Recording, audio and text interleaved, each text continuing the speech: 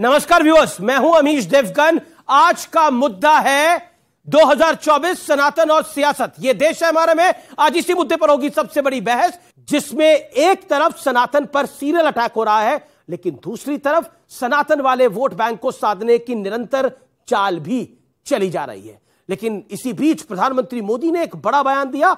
PM Modi ने विपक्ष पर तीखा हमला करते हुए कहा कि इनकी अर्थनीति, समाज नीति और राजनीति सब कुछ वोट बैंक के आधार पर चलती है। और साथ ही प्रधानमंत्री मोदी ने सच्चे सेकुलरिज्म का अर्थ भी समझाया। लेकिन दूसरी तरफ लक्ष्मणपुर पर सियासत हो रही है। स्वामी प्रसाद मौर्य ने कहा कि लक्ष्मण कौन है? फ्रीडम फाइटर थे, जो उनके नाम पर लखनऊ का नाम बदलने की कोशिश हो रही है। यानी सियासत जमकर हो रही है। और बड़ा सवाल है कि क्या यह सब कुछ 2024 के सियासी प्लान का एक बड़ा हिस्सा है?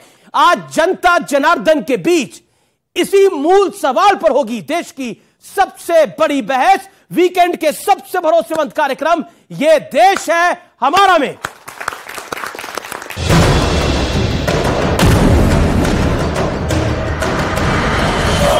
100% लाभार्थियों को लाभ पहुंचे। सच्चा सेक्युलरिज्म है तो यही है। ये सियासत का अनोखा दौर है, जिसमें 2024 की बिसात के लिए सनातन को भी कोसा जा रहा है और सनातन वाला वोट बैंक साधने की भी कोशिश हो रही है। लेकिन इसी बीच वोट बैंक की सियासत करने वालों को प्रधानमंत्री मोदी ने संसद में आईना भी दिखाया। इनकी अर्थनीति, उनकी समाज नीति, उनकी राजनीति वोट बैंक के आधार पर ही चलती रही। अब जरा विपक्ष की सियासत का हाल भी देख लीजिए। राम मंदिर और रामचरितमानस से उठा विवाद अब प्रभु श्री राम के प्रिय भाई लक्ष्मण जी तक जा पहुंचा है।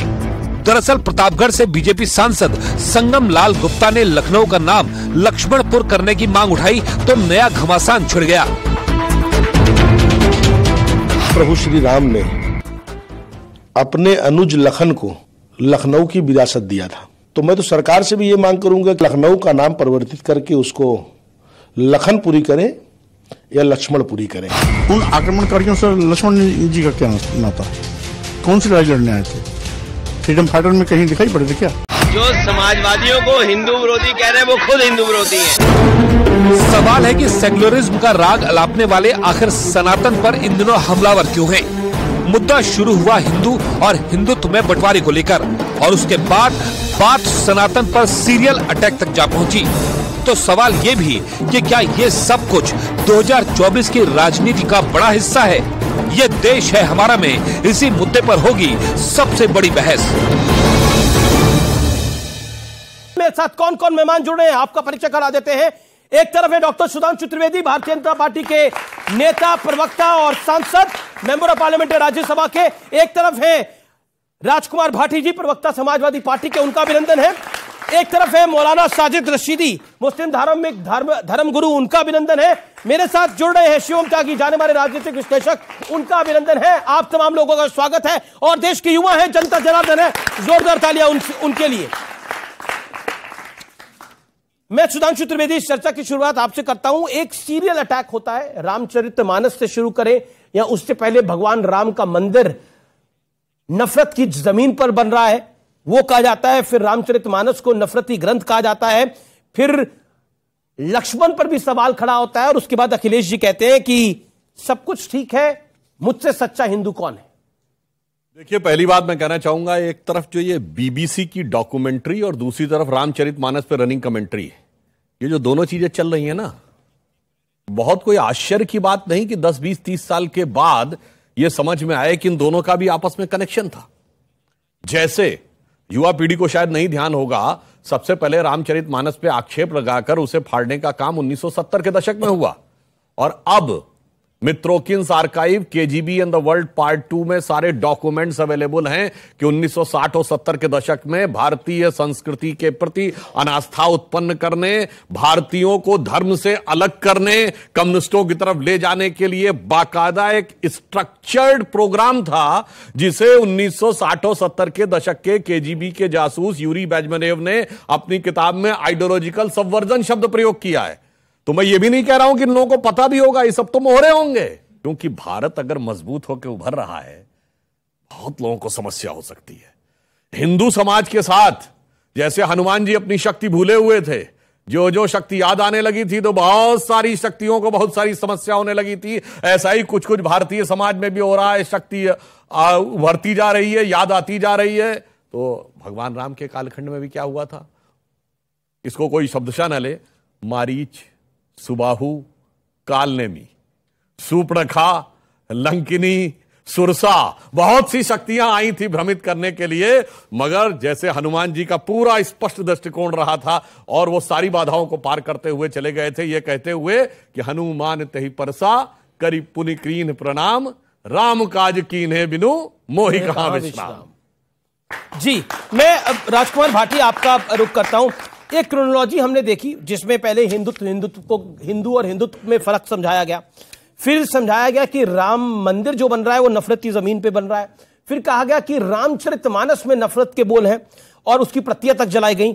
उसके बाद अब लक्ष्मण जी पर भी सवाल खड़ा कर दिया और वो सब कुछ आपके नेता कर रहे हैं, और फिर अखिलेश जी कहते हैं कि मुझसे सच्चा हिंदू कौन है। देखिए, आपके शो का आपने नाम रखा सनातन और सियासत। सनातन और सियासत में ना तो कोई विरोधाभास है, ना कोई दिक्कत है, बशर्ते कि अपने सिद्धांतों पर हम टिके रहें और ईमानदारी से उसकी परिभाषा जो है उस पर चलें। जी, सनातन बहुत अच्छी विचारधारा है। सनातन या हिंदू धर्म जो है मेल मोहब्बत का, भाईचारे का, प्यार का, त्याग का, तपस्या का धर्म है, दूसरे की मदद करने का, परोपकार का। जब कुछ लोग इस धर्म में अपने स्वार्थ के लिए, राजनीतिक स्वार्थ के लिए, वोट के लालच में इसमें घृणा घुसाते हैं, इसमें हिंसा घुसाते हैं, इसमें अलगाववाद घुसाते हैं, विभाजन करते हैं वर्गों के बीच में, तब दिक्कत पैदा होती है। अभी मेरे विद्वान मित्र सुधांशु त्रिवेदी जी जिनका नाम ले रहे थे, मारीच हो, सुबाहु हो, सुपर्णखा हो, ये सब रावण के रिश्तेदार थे और रावण शिव का भक्त था, ब्राह्मण था, शिव से बहुत सारे वरदान भी प्राप्त किए थे। किसी वर्ग में पैदा होना, किसी जाति में पैदा होना या किसी धर्म को मानना ही श्रेष्ठता नहीं होती, श्रेष्ठ कर्म होते हैं। और जो उनसे लड़ रहे थे, हनुमान, सुग्रीव, अंगद, वो वनवासी थे, आदिवासी थे, जिन्हें आज पिछड़े कहते हैं, दलित कहते हैं, आदिवासी थे। तो ये इसका फिर तो परिणाम हमारा ही भारी होता है जो हम बात कह रहे हैं। जिस ग्रंथ में, जिस किताब में 95% लोगों को अपमानित किया गया, जिन शब्दों में, पूरी किताब से हमें वो शब्द किसके हैं? वो शब्द किसके हैं? वो गोस्वामी तुलसीदास के शब्द है? नहीं, वो प्रभु राम के शब्द नहीं, वो समुद्र के शब्द है। भगवान राम को वो कह रहे हैं कि जैसे आपने मेरा तारनहार किया है, इनका भी तारनहार करिए। नहीं, दैट इज द पॉइंट। लेकिन विषय वो नहीं है। मैं दोबारा आता हूं विषय के ऊपर। अब तो लक्ष्मण जी, अब 3 वाक्य बोलिए। केवल हमें उन शब्दों से आपत्ति है, ना हमें ग्रंथ से आपत्ति है, ना हमें धर्म से आपत्ति है, ना हमें श्री राम से आपत्ति है, ना रामचरितमानस से आपत्ति है। हमें केवल उन शब्दों से आपत्ति है जो 95% लोगों को अपमानित करते हैं। लक्ष्मण जी फ्रीडम फाइटर थे, ये सवाल पूछने की क्या जरूरत है? लक्ष्मण, क्या मतलब? आप रामचरितमानस पढ़ें, लक्ष्मण को हमेशा राम लखन कह के बुलाते थे। राम उन्हें लखन कहते थे और लखनऊ में लखन है। राम के प्रिय नाम को बदल, फिर आपके नेता ने क्या बोला? आपके नेता ने क्यों बोला? नहीं, देखिए, या तो आप उस सवाल को नहीं सुन रहे। आपके नेता ने बोला, मैंने सुन लिया, लक्ष्मण क्या फ्रीडम फाइटर थे? मैंने सुन लिया और मैंने शुरू में यही कहा था, ये अपने राजनीतिक स्वार्थ के लिए उल्टा सीधा काम करते हैं। नहीं, वो तो ये स्वामी प्रसाद मौर्य अपने राजनीतिक स्वार्थ के लिए कर रहे हैं। और स्वामी प्रसाद मौर्य का क्या स्वार्थ है? लक्ष्मण करके अपना स्वार्थ सिद्ध करना चाहते हैं। ठीक है, स्वामी प्रसाद मौर्य का क्या स्वार्थ है? फिर इसका भी जवाब देना पड़ेगा ना। बोल तो बोल रहे हैं, आपके महासचिव है, आपके सर्वोच्च नेताओं में से एक है। स्वामी प्रसाद मौर्य ने उन शब्दों पर आपत्ति की है जो मैं भी कह रहा हूं, जो अपमानित करते हैं। मैं लक्ष्मण पे बोल रहा हूं, लक्ष्मण पे बोल रहा हूं। उन्होंने लक्ष्मण पे बोला, वो कोई फ्रीडम फाइटर थे? देखिए, लखनऊ लक्ष्मण के नाम से जुड़ा हुआ है। उन्होंने बोला कि क्या वो फ्रीडम फाइटर थे? लेकिन अब नए नाम अगर रखने हैं तो फ्रीडम फाइटर्स के नाम पे रखो नहीं। अब जो आज के योद्धा हैं, आज के वीर हैं, आज के आदर्श हैं हमारे, उनके नाम पर तो राम लक्ष्मण आदर्श नहीं है। ओके, आगरा में मुगल गार्डन बनाए थे, फ्रीडम फाइटर्स के नाम पे रखे थे, और जब योगी जी ने आके शिवाजी के नाम पे बदल दिया तो छाती पीटे थे। देखिए, ऐसे ही इनकी प्रवृत्ति क्या है। अब ये अपने जो स्वामी प्रसाद मौर्य जी हैं, आपको पता है पहले किस पार्टी में थे? बसपा में। बसपा में नेता प्रतिपक्ष रहे। जब 1995 में इनकी पार्टी के लोगों ने पकड़ पकड़ के जातिवाचक शब्दों के साथ पीट पीट के बसपा के विधायकों को जबरदस्ती, और मायावती जी का वक्तव्य, मेरा नहीं, कि जान से मारने की कोशिश की थी, तब इन्हीं स्वामी प्रसाद मौर्य का वक्तव्य इनके बारे में सुन लीजिए। इतने सुंदर सुंदर शब्दों का उच्चारण किया था, आज लोगों को याद नहीं होगा, जाके उसको चेक कर लीजिए। फिर हमारे यहां आए तो राम भक्त हो गए, इनके यहां गए फिर उल्टा सीधा करने लगे। यानी घाट घाट में घूमते घूमते अब ना घर के रह गए ना घाट के। तो समस्या ये हो गई है कि इस कारण से वो विक्षिप्त हो। अब मैं उनका एक वक्तव्य बताता हूं। अभी उन्होंने एक मिनट सर, पूरी बात कर लो, तब आप कर लीजिए, पूरी बात कर लीजिए। अभी कहने लगे कि लक्ष्मण जी ने कौन जो है फ्रीडम फाइट की थी। इसी स्वामी प्रसाद मौर्य का वक्तव्य अभी देखिएगा। पहले कहा था अंग्रेजों ने ही हम तो अंग्रेजों का एहसानमंद है कि उन्होंने दलितों को पढ़ने का अधिकार दिया। मेरे भाई तू क्या कह रहा है? एक वक्तव्य ये और एक वक्तव्य ये, दोनों में आपस में विरोधाभास। और मुझे तो लगता ही नहीं कि ये तो अपने मौर्य कहते हैं। चंद्रगुप्त मौर्य भारत के इतने बड़े शासक थे, पूरा भारत कहां से, अफगानिस्तान से लेकर बर्मा तक एक था, और यूनानियों को मार मार के भगाया था। बगैर पढ़े लिखे बन गए थे, और उनके गुरु तो चाणक्य थे। वास्तविकता में और कुछ नहीं है। ये सारी प्रधानमंत्री की स्पीच पे आता हूं। इसे कहते हैं, इनके मंत्री संजय निषाद खुद ये कह रहे हैं राम दशरथ के पुत्र नहीं थे, निषाद के पुत्र थे, अब भी मंत्री बने हुए हैं उत्तर प्रदेश सरकार में। इन्हें स्वामी प्रसाद मौर्य के बयान तो याद है, अपने मंत्री पर रोकने लगाएंगे। संजय निषाद ने भी स्वामी प्रसाद मौर्य के विरुद्ध बयान दिया अभी 3 दिन पहले। ठीक है, अब मैं विषय पर आता हूं। दूसरे विस्की में विष्णु बसे, रम में बसे राम, जो नरेश अग्रवाल विधान लोकसभा में कहता था, इनकी पार्टी में सपा में देता, वो इनकी पार्टी, वो सपा में देता, वो जानते क्या है किसकी पार्टी में है? अब तो बीजेपी में, पहले तो सपा में थे, जब बोले वहां थे, तब जब बीजेपी में आके थोड़ी बोले वो आपकी पार्टी में बोले। स्वामी प्रसाद मौर्य हमारे साथ थे तो आप अपना रिपोर्ट कर दे रहे हैं। तो अच्छा, एक लाइन कह दूं, एक सवाल जी। एक कहावत है 5 सेकंड कि कदली सीप भुजंग मुख, स्वाति बूंद का पानी गिरता है तो अगर केले के फल में गिरता है तो कपूर बन जाता है, सीप में गिरता है तो मोती बन जाता है, सांप के मुंह में गिरता है तो जहर बन जाता है। कहते कदली सीप भुजंग मुख, स्वाति एक गुण 3, जैसी संगति बैठी है वैसे ही गुण दीन। इनकी पार्टी में लोग जाते हैं तो यही सब बोलने लगते हैं। जो एक कोई आदमी हमारी पार्टी में आए तो खराब हो जाता है। ना वो सब पार्टी में चोर उचक्के हमारे आगे कभी बयान नहीं हो जाते हैं। ये हमारे यहाँ नहीं देता ऐसा बयान। आप यहाँ जाकर सर दूध के धुले हो जाते। ऑडियंस से भी मैं सवाल लूंगा, लेकिन मेरे साथ 2 मेहमान है जो अभी तक बोले नहीं है। प्रधानमंत्री ने एक बात बोली, शिवम त्यागी, मैं आपके पास बताता हूं। उन्होंने बोला उनकी अर्थनीति, समाज नीति और राजनीति वोट बैंक के आधार पर लगातार चलती रही है। प्रधानमंत्री मोदी ने जो अपना भाषण दिया सदन में, उसमें इस बात को बोला। What is your take on this? देखिए, जहां तक वोट बैंक की बात है, अर्थनीति, समाज नीति और राजनीति, हाँ, वोट बैंक की जहां तक बात है, आप मुझे एक चीज बताइए। अभी राजकुमार भाटी जी यहां पर खड़े होकर कह रहे हैं सनातन के बारे में तारीफ, सनातन बहुत अच्छा धर्म है, प्रेम का धर्म है, प्यार का धर्म है, त्याग का धर्म है। इतनी सारी बातें आपको पता है तो अखिलेश जी को फोन करके बता दीजिए ना इन सब के बारे में। अगर स्वामी प्रसाद मौर्य रामचरितमानस को लेकर इस तरह की भाषा का इस्तेमाल कर रहे हैं तो बिना टॉप बॉस के तो नहीं कर रहे हैं। जैसा सुधांशु जी ने कहा कि भाई विचारधारा की बात है, एक पार्टी राम को मानती है, दूसरी पार्टी राम को गाली दे रही है। वो एक तरफ कहते हैं हम सनातनी, हमसे बड़ा हिंदू कौन, दूसरी तरफ उसी सनातन के उसी परम ग्रंथ को जो दुनिया के सबसे 10 महान ग्रंथों में से आता है उसको गाली दे रहे हैं, कह रहे हैं मुझे इस पर्टिकुलर लाइन से प्रॉब्लम है। सर अगर ऐसे आप R&D करने पर आए, तो प्रधानमंत्री ने बोला इस दुनिया के हर धर्म के हर ग्रंथ पर सवाल उठा सकते हैं, लेकिन क्या वो उठा सकते हैं? नहीं उठा सकते हैं। अब वोट बैंक पर आते हैं। ये क्लियरली वोट बैंक ही तो है। दलितों को सबसे ज्यादा मारना पीटना, उनकी नेता के साथ सबसे ज्यादा बुरा हाल करना 95 में किसने किया? वो इन्होंने किया। लेकिन आज ये दलितों के ऐसे मसीहा बन रहे क्योंकि इनको पता है कि मुस्लिम और यादव कॉम्बिनेशन से जीत नहीं मिलनी। 2017 में हारे, 2019 में हारे, 2022 में, तो अब उसमें दलित जोड़ने के लिए दलितों को अपना बना रहे हैं। लेकिन उनका प्राइम मिनिस्टर ने सदन में भाषण दिया, मैं आपके पास भी आता हूं और मैं उसको कोट कर रहा हूं, शब्दशः कोट कर रहा हूं, उस पर आपका रिएक्शन। उन्होंने बोला उनकी अर्थनीति, समाजनीति और राजनीति वोट बैंक के आधार पर ही चलती रही है। और उन्होंने यह भी बोला हमारी सरकार यह सुनिश्चित कर रही है कि विभिन्न सरकारी योजनाओं का लाभ सभी पात्र लाभार्थियों तक पहुंचे। यही सच्चा सेकुलरिज्म है, जिसके अंदर हिंदू भी हो, मुसलमान भी हो, सिख भी हो, ईसाई भी हो। यह सच्चा सेकुलरिज्म है। देखिए, सेकुलरिज्म पर तो योगी जी ने भी कहा था, क्योंकि ये देश हिंदू अक्सरियत है इसमें, इसलिए सेकुलरिज्म है। उस बयान को भी आप देख लीजिए। मैं सिर्फ नहीं, सोच है अपनी अपनी। मैं सिर्फ ये कहना चाहता हूं, देखिए, सनातन या कोई भी धर्म धर्म कभी भी ना तो बुरा सिखाता है ना बुरा करने के लिए कहता है।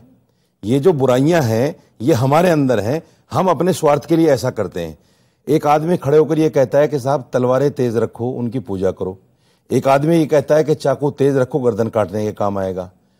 एक संस्था के लोग जो इनसे जुड़े हुए लोग हैं वो बाकायदा फेसबुक पर कट्टे, राइफलें और सब बेचने की बात करते हैं। मैंने तो प्राइम मिनिस्टर को कोट किया। सुन लीजिए सर, मैं वही कह रहा हूं। ये स्वार्थ की राजनीति जो है ना, मैं उसी पर बात कर रहा हूं। इन्हीं के लोग न जाने क्या क्या सलमान के दोस्तान, कब्रिस्तान या पाकिस्तान, इस पर इनकी नजर बिल्कुल नहीं जाती। इसलिए नहीं जाती, जैसे अभी शिवम त्यागी ने कहा कि टॉप बॉस के अलावा कुछ नहीं हो सकता।